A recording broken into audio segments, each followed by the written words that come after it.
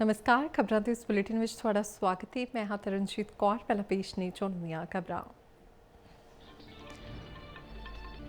Oman तट ते जहाज़ां ते हुए हमलियां दा मामला। विदेश मंत्रालय ने अमरीकी डिप्लोमैट जेसन मिक्स नूं कीता तलब। अमरीकी जल सेना वालों कीते हमलियां दा कीता सख्त विरोध।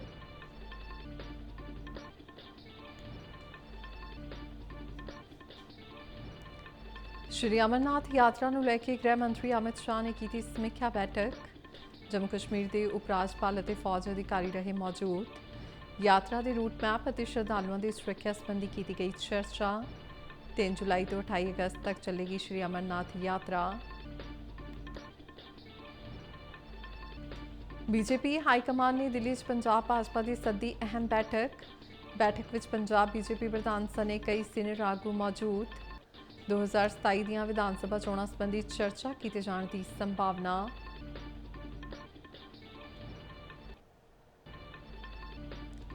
21 जून ਨੂੰ ਹੋਣ ਵਾਲੀ ਨੀਟ ਯੂਜੀ ਪ੍ਰੀਖਿਆ 2026 ਲਈ ਵਧਾਇਆ ਗਿਆ ਸਮਾਂ। ਐਨਟੀਏ ਨੇ ਵਿਦਿਆਰਥੀਆਂ ਦੀ ਫੀਡਬੈਕ ਤੋਂ ਬਾਅਦ ਲਿਆ ਫੈਸਲਾ। ਹੁਣ ਦੁਪਹਿਰ 2 ਵਜੇ ਤੋਂ ਸ਼ਾਮ 5:15 ਵਜੇ ਤੱਕ ਹੋਵੇਗੀ ਪ੍ਰੀਖਿਆ।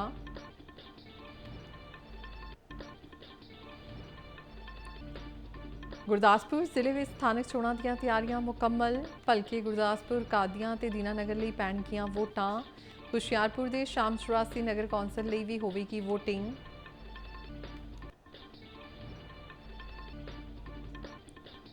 ਤੇ ਅੰਮ੍ਰਿਤਸਰ ਵਿੱਚ ਬੇਅਦਬੀ ਦੀ ਕੋਸ਼ਿਸ਼ ਕਰਨ ਵਾਲੇ ਮੁਲਜ਼ਮ ਦੀ ਹੋਈ ਪਛਾਣ। यूपी ਦੇ ਸਹਾਰਨਪੁਰ ਦਾ ਰਹਿਣ ਵਾਲਾ ਇਹ ਮੁਲਜ਼ਮ ਅਭੈਜੀਤ ਸਿੰਘ। ਪੁਲਿਸ ਨੇ ਨਵੇਂ ਕਾਨੂੰਨ ਤਹਿਤ ਮਾਮਲਾ ਕੀਤਾ ਦਰਜ। ਪੁੱਛਗਿੱਛ ਜਾਰੀ।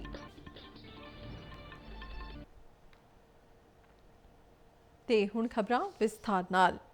विदेश मंत्रालय ने आज भारत में अमरीकी दूतावास के deputy chief of staff Jason mix ਨੂੰ तलब किया है। मंत्रालय ने ओमान के तट ਤੇ ਵਪਾਰਕ ਜਹਾਜ਼ਾਂ ਤੇ अमरीकी जल सेना ਵੱਲੋਂ लगातार किए जा रहे हमलियां का सख्त विरोध किया।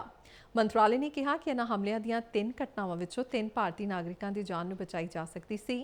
ਅਮਰੀਕੀ ਡਿਪਲੋਮੈਟ ਨੂੰ ਨਵੀਂ ਦਿੱਲੀ ਵਿੱਚ ਵਿਦੇਸ਼ ਮੰਤਰਾਲੇ ਦੇ ਵਿਦੇਸ਼ ਸਕੱਤਰ ਨੇ ਤਲਬ ਕੀਤਾ ਸੀ। ਇਸ ਪੇਸ਼ੀ ਦੌਰਾਨ ਜੇਸਨ ਮਿਕਸ ਨੂੰ ਕਿਹਾ ਗਿਆ ਕਿ ਭਾਰਤ ਦੀ ਗੰਭੀਰ ਚਿੰਤਾ ਅਮਰੀਕੀ ਅਧਿਕਾਰੀਆਂ ਤੱਕ ਪਹੁੰਚਾ ਦਿੱਤੀ ਜਾਵੇ ਅਤੇ ਇਹ ਯਕੀਨੀ ਬਣਾਉਣ ਲਈ ਕਿਹਾ ਗਿਆ ਕਿ ਖੇਤਰ ਵਿੱਚ ਤਾਇਨਾਤ ਅਮਰੀਕੀ ਬਲ ਨਾਗਰਿਕ ਜਾਨੀ ਨੁਕਸਾਨ ਨੂੰ ਰੋਕਣ ਲਈ ਸਾਰੇ ਜ਼ਰੂਰੀ ਕਦਮ ਚੁੱਕਣ। ਜ਼ਿਕਰਯੋਗ ਹੈ ਕਿ ਵਿਦੇਸ਼ ਮੰਤਰਾਲੇ ਨੇ ਦੂਜੀ ਵਾਰ ਕਿਸੇ ਅਮਰੀਕੀ ਡਿਪਲੋਮੈਟ ਨੂੰ ਤਲਬ ਕੀਤਾ ਹੈ। ਇਸੇ ਤਰ੍ਹਾਂ ਦੇ ਹਮਲੇ ਵਿੱਚ ਇੱਕ ਜਹਾਜ਼ ਤੇ ਸਵਾਰ 3 ਭਾਰਤੀ ਮਾਰੇ ਗਏ ਸਨ। ਪਹਿਲਾਂ ਇਹਨਾਂ ਨੂੰ ਲਾਪਤਾ ਮੰਨਿਆ ਜਾ ਰਿਹਾ ਸੀ। ਉਧਰ ਇਸ ਮਾਮਲੇ ਤੇ ਭਾਜਪਾ ਨੇਤਾ ਆਰਪੀ ਸਿੰਘ ਦਾ ਵੀ ਬਿਆਨ ਸਾਹਮਣੇ ਆਇਆ ਹੈ। ਉਨ੍ਹਾਂ ਕਿਹਾ ਕਿ ਸਰਕਾਰ ਦਾ ਸਖਤ ਰੁਖ ਬਹੁਤ ਹੀ ਸਪਸ਼ਟ ਹੈ। ਅਮਰੀਕੀ ਡਿਪਲੋਮੈਟ ਨੂੰ ਬੁਲਾ ਕੇ ਕਿਹਾ ਹੈ ਕਿ ਸਾਨੂੰ ਅਜਿਹੀਆਂ ਘਟਨਾਵਾਂ ਸਵੀਕਾਰ नहीं।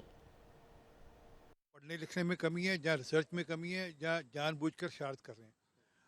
प्रधानमंत्री जी ने, सरकार ने बड़ा क्लियर स्टैंड लिया है और सरकार ने अमेरिकन दूतावास के लोगों के यहाँ बुला भी लिया और उनको कह भी दिया कि ये किसी ढंग से भी हमको एक्सेप्टेबल नहीं है और भारत सरकार का स्टैंड क्लियर है।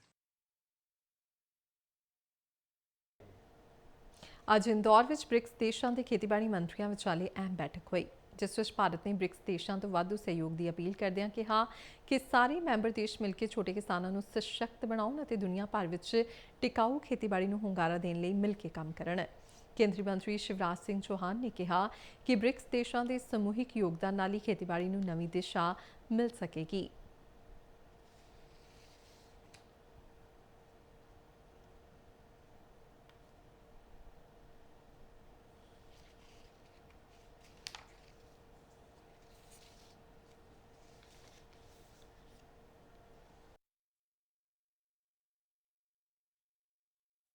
आज से कई महत्वपूर्ण विषयों पर चर्चा का प्रारंभ हो रहा है। जो मंत्री समूह की बैठक होगी उसमें आज का विषय है खेती में हम माताओं, बहनों, बेटी, महिलाओं की भूमिका को और कैसे बढ़ाएं, क्योंकि भारत में और दुनिया के कई देशों में परंपरागत रूप से खेती में महिलाओं का बहुत योगदान रहा है। तो एक, उनके भागीदारी कैसे बढ़े, दूसरे युवा खेती से कटता है और दूसरे व्यवसाय उसको आकर्षित करते हैं। हमारा ये मानना है सभी मित्रों का, सदस्य देशों का, कि युवा अगर नई टेक्नोलॉजी लेके इनोवेशन के साथ खेती की तरफ बढ़ेंगे तो अन्न के भंडार और भरेंगे। ਕੇਂਦਰੀ ਗ੍ਰਹਿ ਮੰਤਰੀ ਅਮਿਤ ਸ਼ਾਹ ਨੇ ਅੱਜ ਨਵੀਂ ਦਿੱਲੀ ਵਿੱਚ ਸ਼੍ਰੀ ਅਮਰਨਾਥ ਯਾਤਰਾ ਦੀਆਂ ਤਿਆਰੀਆਂ ਦੀ ਸਮੀਖਿਆ ਲਈ ਕੁਝ ਪੱਧਰੀ ਮੀਟਿੰਗ ਦੀ ਪ੍ਰਧਾਨਗੀ ਕੀਤੀ। ਇਸ ਮੀਟਿੰਗ ਵਿੱਚ ਫੌਜ ਮੁਖੀ ਜਨਰਲ ਉਪਿੰਦਰ ਦਿਵੇਦੀ, ਰਾਸ਼ਟਰੀ ਸੁਰੱਖਿਆ ਸਲਾਹਕਾਰ ਅਜੀਤ ਡੋਵਾਲ, ਜੰਮੂ ਕਸ਼ਮੀਰ ਦੇ ਉਪ ਰਾਜਪਾਲ ਮਨੋਜ ਸਿਨਹਾ ਅਤੇ CRPF, BSF, CISF, ITBP ਅਤੇ SSB ਦੇ ਡਾਇਰੈਕਟਰ ਜਨਰਲ ਮੌਜੂਦ ਰਹੇ। ਬੈਠਕ ਵਿੱਚ ਸ਼ਰਧਾਲੂਆਂ ਦੀ ਸੁਰੱਖਿਆ, ਮੈਡੀਕਲ ਸੁਵਿਧਾਵਾਂ, ਯਾਤਰਾ ਦੇ ਰੂਟ, ਸਾਫ਼ ਸਫਾਈ ਅਤੇ ਐਮਰਜੈਂਸੀ ਸੇਵਾਵਾਂ ਸੰਬੰਧੀ ਚਰਚਾ ਕੀਤੀ ਗਈ। ਜ਼ਿਕਰਯੋਗ ਹੈ ਕਿ ਇਸ ਵਾਰ ਸ਼੍ਰੀ ਅਮਰਨਾਥ ਯਾਤਰਾ 3 ਜੁਲਾਈ ਨੂੰ ਸ਼ੁਰੂ ਹੋਵੇਗੀ ਅਤੇ 28 ਅਗਸਤ ਨੂੰ ਸਮਾਪਤ ਹੋਵੇਗੀ। ਭਾਰਤੀ ਜਨਤਾ ਪਾਰਟੀ ਦੀ ਹਾਈਕਮਾਨ ਵੱਲੋਂ ਅੱਜ ਨਵੀਂ ਦਿੱਲੀ ਵਿਖੇ ਪੰਜਾਬ BJP ਦੀ ਸੀਨੀਅਰ ਲੀਡਰਸ਼ਿਪ ਦੀ ਬੈਠਕ ਸੱਦੀ ਗਈ ਹੈ। ਇਸ ਬੈਠਕ ਵਿੱਚ ਪੰਜਾਬ BJP ਦੇ ਨਵੇਂ ਬਣੇ ਪ੍ਰਧਾਨ ਕੇਵਲ ਸਿੰਘ ਢਿੱਲੋਂ, ਸਾਬਕਾ ਸੂਬਾ ਪ੍ਰਧਾਨ ਸੁਨੀਲ ਜਾਖੜ, ਫਤਿਹ ਜੰਗ ਸਿੰਘ ਬਾਜਵਾ ਸਣੇ ਕਈ ਸੀਨੀਅਰ ਆਗੂ ਸ਼ਾਮਲ ਹੋਏ ਨੇ। ਇਸ ਬੈਠਕ ਦੀ ਅਗਵਾਈ ਕੇਂਦਰੀ ਗ੍ਰਹਿ ਮੰਤਰੀ ਅਮਿਤ ਸ਼ਾਹ ਤੇ ਕੌਮੀ ਪ੍ਰਧਾਨ ਨਿਤਿਨ ਨਬੀਨ ਕਰ ਰਹੇ ਨੇ। ਦੱਸਿਆ ਜਾ ਰਿਹਾ ਹੈ ਕਿ ਇਸ ਉੱਚ ਪੱਧਰੀ ਬੈਠਕ ਦੌਰਾਨ ਪੰਜਾਬ ਇਕਾਈ ਲਈ ਨਵੇਂ ਅਹੁਦੇਦਾਰਾਂ ਦੀ ਨਿਯੁਕਤੀ, ਸੂਬੇ ਦੇ ਮੌਜੂਦਾ ਸਿਆਸੀ ਹਾਲਾਤ ਅਤੇ ਖਾਸ ਕਰਕੇ 2027 ਦੀਆਂ ਪੰਜਾਬ ਵਿਧਾਨ ਸਭਾ ਚੋਣਾਂ ਲਈ ਪਾਰਟੀ ਦੀ ਭਵਿੱਖੀ ਰਣਨੀਤੀ ਸੰਬੰਧੀ अहम विचार वटांदरा किए जाने की संभावना है। अभी सारी चीज़ें डिस्कस होंगी, उसके बाद ही कुछ बता सकते हैं। आज तो पार्टी की अपनी रणनीति के ऊपर है, पंजाब की रणनीति के ऊपर है। बाद में बात करते हैं, एक बार मीटिंग हो जाएगी फिर बात करेंगे। पार्टी की हमारी संगठन की बैठक है, रेगुलर बैठक है, तो उसी के लिए आए हैं। सो जो होगा उसके बाद भगवंत मान के कार्यकाल को आज पूरा दुनिया में बैठा पंजाबी देख रहा है। क्या हाल कर दिया पंजाब का। आज पंजाब का किसान बदहाल है। Food safety and standards authority of India ਨੇ ਫੂਡ ਬਿਜ਼ਨਸ ਆਪਰੇਟਰਾਂ ਨੂੰ ਹਦਾਇਤ ਕੀਤੀ ਕਿ ਉਹ ਭੋਜਨ ਉਤਪਾਦਾਂ ਦੀ ਪੈਕਿੰਗ ਅਤੇ ਸੰਭਾਲ ਲਈ ਧਾਤ ਦੇ ਪਿੰਨ, ਸਟੈਪਲ ਪਿੰਨ, ਤਾਰਾਂ ਅਤੇ ਹੋਰ ਚੀਜ਼ਾਂ ਦੀ ਵਰਤੋਂ ਤੁਰੰਤ ਬੰਦ ਕਰ ਦੇਣ, ਕਿਉਂਕਿ ਇਹ ਖਪਤਕਾਰਾਂ ਦੀ ਸੁਰੱਖਿਆ ਲਈ ਖਤਰਾ ਪੈਦਾ ਕਰਦਾ ਹੈ। FSSAI ਨੇ ਕਿਹਾ ਕਿ ਕਈ ਮਾਮਲਿਆਂ ਦੀ ਰਿਪੋਰਟ ਕੀਤੀ ਗਈ ਹੈ ਕਿ ਜਿੱਥੇ ਕੇਕ ਅਤੇ ਫੂਡ ਪੈਕੇਟਾਂ ਵਿੱਚ ਧਾਤ ਦੇ ਟੁਕੜੇ ਜਾਂ ਸਟੈਪਲ ਪਿਨ ਪਾਏ ਗਏ ਨੇ। ਅਜਿਹੇ ਮਾਮਲੇ ਭੋਜਨ ਸੁਰੱਖਿਆ ਲਈ ਮਹੱਤਵਪੂਰਨ ਜੋਖਮ ਪੈਦਾ ਕਰਦੇ ਨੇ। ਐਡਵਾਈਜ਼ਰੀ ਦੇ ਅਨੁਸਾਰ ਇਸ ਨਿਰਦੇਸ਼ ਦੀ ਪਾਲਣਾ ਨਾ ਕਰਨ ਤੇ food safety and standards act 2006 ਦੇ ਉਪਬੰਧਾਂ ਅਤੇ ਇਸ ਦੇ ਅਧੀਨ ਬਣਾਏ ਗਏ ਨਿਯਮਾਂ ਦੇ ਅਨੁਸਾਰ ਢੁਕਵੀਂ ਸਜ਼ਾਯੋਗ ਕਾਰਵਾਈ ਕੀਤੀ ਜਾਵੇਗੀ। ਨੈਸ਼ਨਲ ਟੈਸਟਿੰਗ ਏਜੰਸੀ ਯਾਨੀ NTA ਨੇ 21 ਜੂਨ ਨੂੰ ਹੋਣ ਵਾਲੀ ਨੀਟ UG ਰੀ ਪ੍ਰੀਖਿਆ ਲਈ ਪ੍ਰੀਖਿਆ ਦੀ ਮਿਆਦ 15 ਮਿੰਟ ਵਧਾ ਕੇ ਹੁਣ 195 ਮਿੰਟ ਕਰ ਦਿੱਤੀ ਹੈ। ਪ੍ਰੀਖਿਆ ਦੇਣ ਲਈ ਨਵਾਂ ਸਮਾਂ ਦੁਪਹਿਰ 2 ਵਜੇ ਤੋਂ ਸ਼ਾਮ 5:15 ਵਜੇ ਤੱਕ ਹੋਵੇਗਾ। ਸੋਧੀ ਹੋਈ ਪ੍ਰੀਖਿਆ ਦੀ ਮਿਆਦ ਵਿੱਚ ਲਾਜ਼ਮੀ ਪ੍ਰੀਖਿਆ ਰਸਮਾਂ ਲਈ ਲੋੜੀਂਦਾ ਸਮਾਂ ਸ਼ਾਮਲ ਹੈ। ਏਜੰਸੀ ਨੇ ਕਿਹਾ ਕਿ ਇਹ ਸੁਧਾਰ ਪਿਛਲੇ ਕਈ ਸਾਲਾਂ ਤੋਂ ਉਮੀਦਵਾਰਾਂ ਤੋਂ ਪ੍ਰਾਪਤ ਫੀਡਬੈਕ ਦੇ ਆਧਾਰ ਤੇ ਕੀਤੇ ਗਏ ਨੇ। ਏਜੰਸੀ ਨੇ ਕਿਹਾ ਕਿ ਯਕੀਨੀ ਬਣਾਉਣ ਲਈ ਵਚਨਬੱਧ ਹੈ ਕਿ ਨੀਟ UG ਪ੍ਰੀਖਿਆ ਉਮੀਦਵਾਰਾਂ ਦੀਆਂ ਜ਼ਰੂਰਤਾਂ ਦੇ ਅਨੁਸਾਰ ਨਿਰਪੱਖ, ਸੁਰੱਖਿਅਤ ਅਤੇ ਜਵਾਬਦੇਹ ਢੰਗ ਨਾਲ ਕਰਵਾਈ ਜਾਵੇ। ਏਜੰਸੀ ਨੇ ਪ੍ਰਸ਼ਨ ਪੱਤਰ ਪੁਸਤਕਾਂ ਦੇ ਨਾਲ ਪ੍ਰਦਾਨ ਕੀਤੀ ਗਈ ਰਫ ਵਰਕਸ਼ੀਟ ਨੂੰ 2 ਪੰਨਿਆਂ ਤੋਂ ਵਧਾ ਕੇ 4 ਕਰ ਦਿੱਤਾ ਹੈ। ਇਹ ਸੁਧਾਰ ਇਸ ਫੀਡਬੈਕ ਤੋਂ ਬਾਅਦ ਕੀਤਾ ਗਿਆ ਸੀ ਕਿ ਪੁਰਾਣਾ ਲੇਆਊਟ ਕੁਝ ਵਿਦਿਆਰਥੀਆਂ, ਖਾਸ ਕਰਕੇ ਖੱਬੇ ਹੱਥ ਨਾਲ ਲਿਖਣ ਵਾਲੇ ਵਿਦਿਆਰਥੀਆਂ ਲਈ ਅਸੁਵਿਧਾਜਨਕ ਸੀ। NTA ਨੇ ਕਿਹਾ ਕਿ ਪ੍ਰੀਖਿਆ ਡਿਜ਼ਾਈਨ ਵਿੱਚ ਛੋਟੇ ਸੁਧਾਰ ਵੀ ਇੱਕ ਮਹੱਤਵਪੂਰਨ ਪ੍ਰੀਖਿਆ ਦੌਰਾਨ ਉਮੀਦਵਾਰਾਂ ਦੇ ਅਨੁਭਵ ਨੂੰ ਸਕਾਰਾਤਮਕ ਤੌਰ ਤੇ ਪ੍ਰਭਾਵਿਤ ਕਰ ਸਕਦੇ ਨੇ।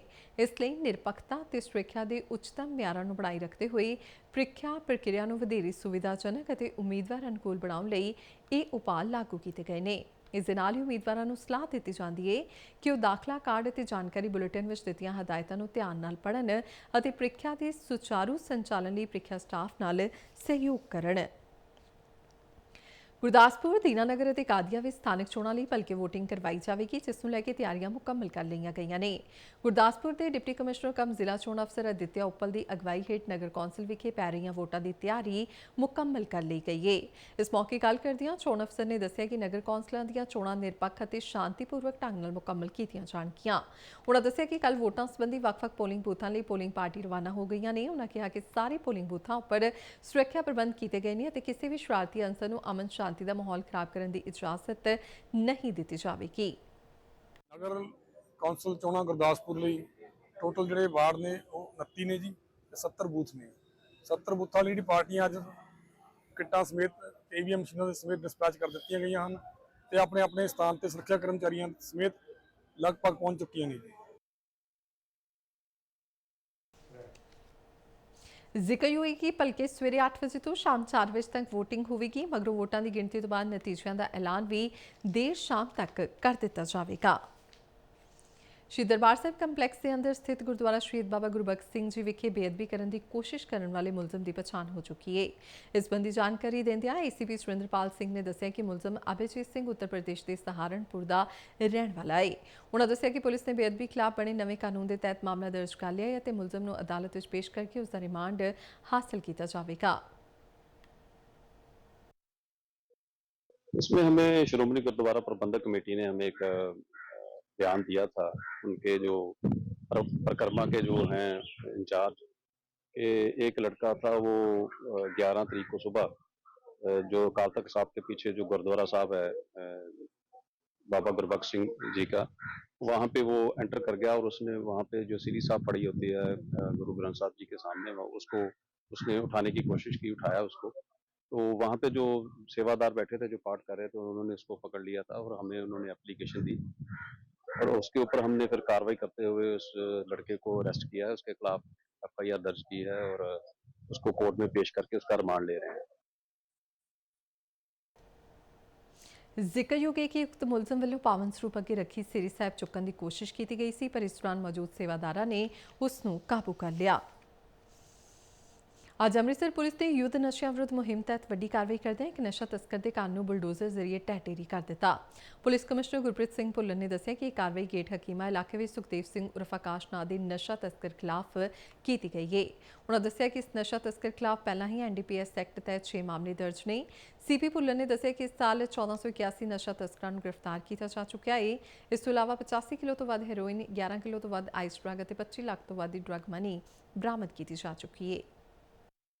ਜੇ ਆਪਾਂ 2026 ਦੀ ਗੱਲ ਕਰੀਏ ਤਾਂ 1481 ਸਮਗਲਰ ਅਸੀਂ ਫੜੇ ਆ, 85 ਕਿਲੋ ਤੋਂ ਪਲੱਸ ਹੀਰੋਇਨ ਫੜੀ ਗਈ ਹੈ ਇਸ ਸਾਲ 'ਚ, 11 ਕਿਲੋ ਤੋਂ ਪਲੱਸ ਆਈਸ ਮੈਟਾਫੈਟਾਮਾਈਨ ਤੇ ਡਰੱਗ ਮਨੀ ਜਿਹੜੀ ਹੈ ਉਹ 25 ਲੱਖ 84 ਹਜ਼ਾਰ ਦੇ ਕਰੀਬ ਹੈ।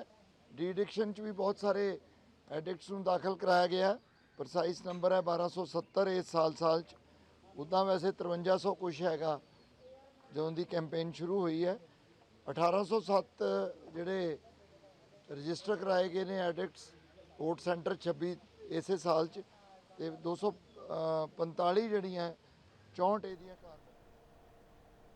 ਖਬਰਾਂ ਦੇ ਬੁਲੇਟਿਨ ਸਾਰੇ ਦਰਸ਼ਕ DD ਨਿਊਜ਼ ਪੰਜਾਬ ਦੇ YouTube channel, Facebook page, Instagram ਅਤੇ ਸੋਸ਼ਲ ਮੀਡੀਆ ਪਲੇਟਫਾਰਮ X ਤੇ ਵੀ ਦੇਖ ਸਕਦੇ ਨੇ।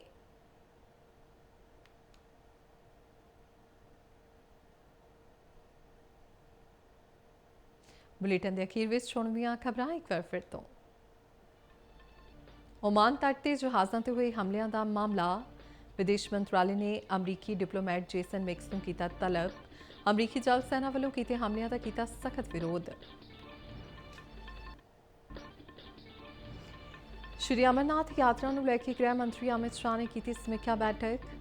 ਜੰਮੂ ਕਸ਼ਮੀਰ ਦੇ ਉਪ ਰਾਜਪਾਲ ਅਤੇ ਫੌਜ ਅਧਿਕਾਰੀ ਰਹੇ ਮੌਜੂਦ।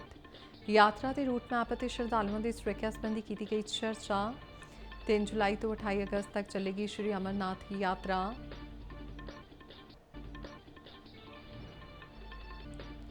ਬੀਜੇਪੀ ਹਾਈ ਕਮਾਨ ਨੇ ਦਿੱਲੀ 'ਚ ਪੰਜਾਬ ਭਾਜਪਾ ਦੀ ਸੱਦੀ ਅਹਿਮ ਬੈਠਕ ਵਿੱਚ ਪੰਜਾਬ ਬੀਜੇਪੀ ਪ੍ਰਧਾਨ ਸਣੇ ਕਈ ਸੀਨੀਅਰ ਆਗੂ ਮੌਜੂਦ। 2027 ਦੀਆਂ ਵਿਧਾਨ ਸਭਾ ਚੋਣਾਂ ਸੰਬੰਧੀ ਚਰਚਾ ਕੀਤੇ ਜਾਣ ਦੀ ਸੰਭਾਵਨਾ।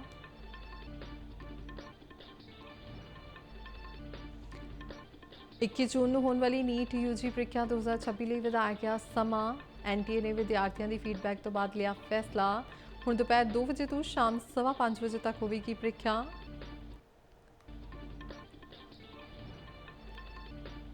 ਗੁਰਦਾਸਪੁਰ ਜ਼ਿਲ੍ਹੇ ਵਿੱਚ ਸਥਾਨਕ ਚੋਣਾਂ ਦੀਆਂ ਤਿਆਰੀਆਂ ਮੁਕੰਮਲ। ਭਲਕੇ ਗੁਰਦਾਸਪੁਰ, ਕਾਦੀਆਂ ਤੇ ਦੀਨਾਨਗਰ ਲਈ ਪੈਣਗੀਆਂ ਵੋਟਾਂ। ਹੁਸ਼ਿਆਰਪੁਰ ਦੇ ਸ਼ਾਮ 84 ਨਗਰ ਕੌਂਸਲ ਲਈ ਵੀ ਹੋਵੇਗੀ ਵੋਟਿੰਗ।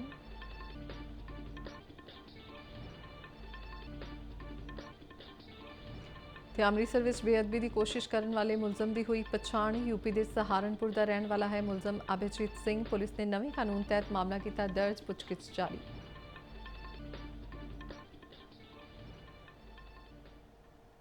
ਤੇ ਇਸ ਨਾਲ ਹੀ ਖਬਰਾਂ ਦਾ ਬੁਲੇਟਿਨ ਖਤਮ ਹੁੰਦਾ ਹੈ। ਇਜਾਜ਼ਤ ਦਿਓ, ਨਮਸਕਾਰ।